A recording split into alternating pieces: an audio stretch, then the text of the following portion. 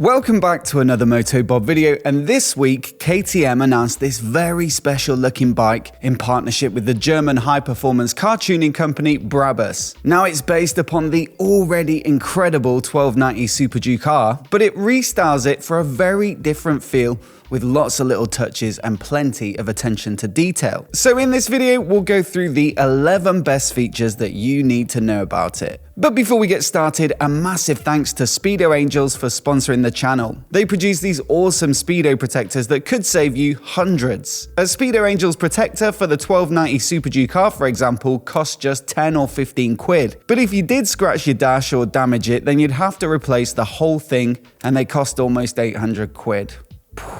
Now, Speedo Angels have products for all sorts of bikes, not just KTM, so visit the link in the description and you'll also find a 20% discount code down there as well. So yes, this new limited edition bike is heavily based upon the 1290 Super Duke, and that in my book is definitely a good thing. It gets the same 180 horsepower 1301cc V-twin, and I absolutely loved it when I borrowed one from KTM last year. Bags of power, bags of torque, and genuinely one of the most exciting motorcycles that I've ever ridden. You get the same tubular steel frame with the same aggressive geometry, awesome Brembo brakes, and a comprehensive suite of rider aids and modes. And on top of that, the BRABUS 1300R gets the WP Apex semi-active electronic suspension, which ties into the riding modes and offers automatic preload adjustment and anti-dive. And you also get the quick turn throttle. So really, this 1300R is closer in spec to the new Super Duke R Evo than it is to the standard R model. That makes it the perfect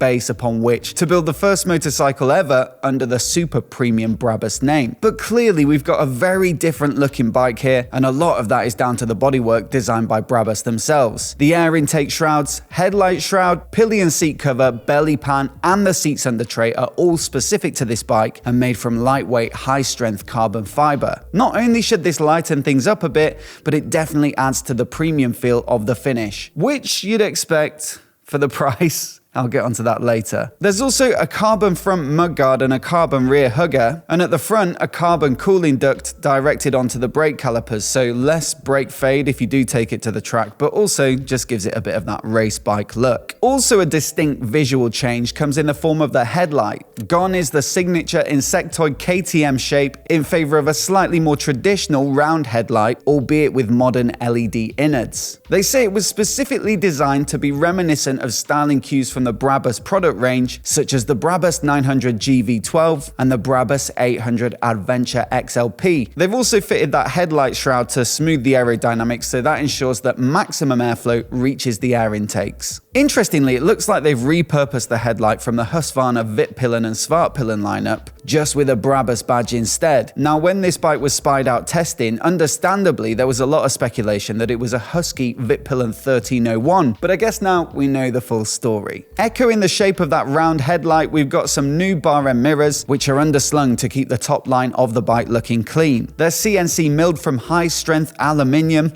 and then anodized black, and I reckon they look perfect with the rest of this bike. Now, moving down the bike, we've got some incredible looking BRABUS Monoblock Z 9-spoke forged wheels, which are shown off very nicely at the rear with the single-sided swing arm of the Super Duke. Now, the press release says that with their bold style and unrelenting strength, they bring a distinct muscularity to the wheelbase while being perfectly in line with the hallmark wheel style often found on a variety of BRABUS supercars. And yes, if you take a look at the BRABUS Monoblock Z car wheels, you can definitely see where they're coming from, and I think it's a cool design touch. BRABUS also bring a lot of expertise from car interiors, and so they've put that to work with a new seat. Now, it's finished in either magma red or signature black, with some very cool looking honeycomb stitching and a BRABUS logo at the rear. They've also added a heating element for those cold winter rides, which might explain the slight increase in seat height at 845mm as opposed to the 835 of the Super Duke R. Not sure that you necessarily need a heated seat on this bike. Firstly, because it's more of a summer weekend bike, it's not really a winter hack. And also because it's got that big V-twin, so your undercarriage is usually pretty toasty anyway. But either way, a nice little bit of extra luxury and spec. And of course, you probably want heated grips on it as well, so they come as standard on this bike. Elsewhere, the fancy finish continues with loads of nice CNC aluminium parts. There's a bespoke triple clamp which they say is lighter and stiffer than the Super Dukes and also features the BRABUS logo. You get fully adjustable front brake and clutch levers, both with BRABUS logos, and then adjustable shift and rear brake pedals with the option to flip to a reverse racing shift pattern. Reservoirs and caps are CNC'd with, you guessed it, BRABUS logos, and the 12-position foot pegs are also specific to this bike with a carbon heel guard to boot. A double pipe BRABUS designed exhaust finishes things off nicely, and I reckon it looks pretty good with the black finish, the end caps, and the BRABUS and 1300R logo in black along the side there. Now in terms of the electronics, they're very much the same, but the 5-inch full-color TFT dash does get an update with its own BRABUS startup screen. Now not only that, but it gets a magma red color scheme to tie in with the rest of the bike,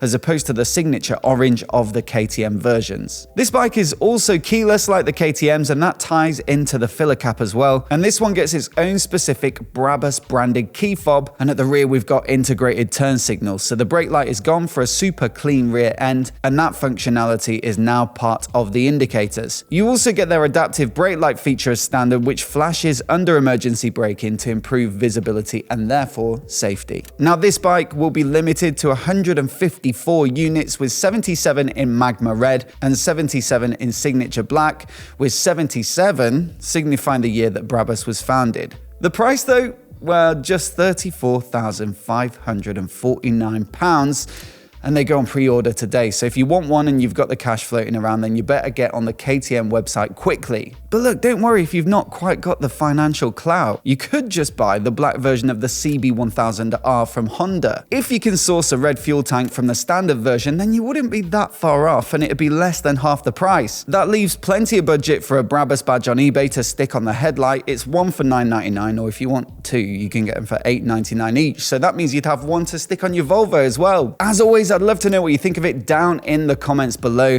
And if you're new here and you want to see more videos like this, hit subscribe, and I'll catch you next time.